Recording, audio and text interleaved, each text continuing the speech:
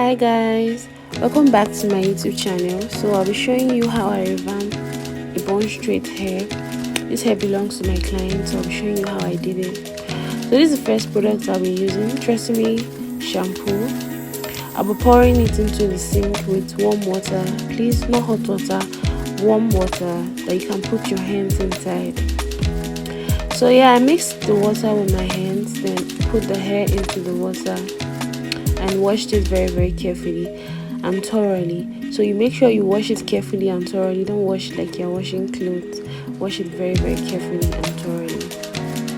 So yeah, I make sure I wash it. You can see how the water is already changing color.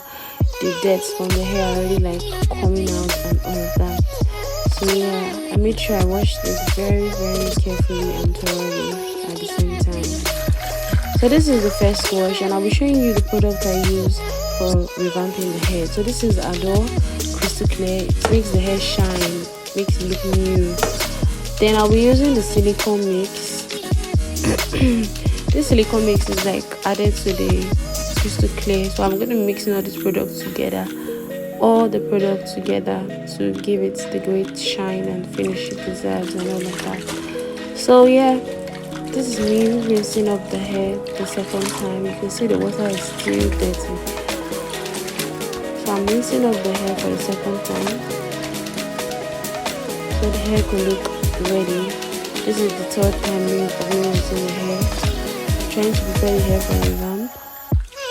So yeah, I already mixed my products together in the same bowl. I couldn't record it together. I'll show it in another video. So yeah, this is me trying to apply the product on the hair. You can see the closure of this hair is bad, and I'm fixing it in another video. So I'm trying to apply the product evenly. So make sure you apply the product evenly on the hairs, like evenly. Make sure you apply a generous amount of condition on the hair, so the product can go into the hair and do its work perfectly.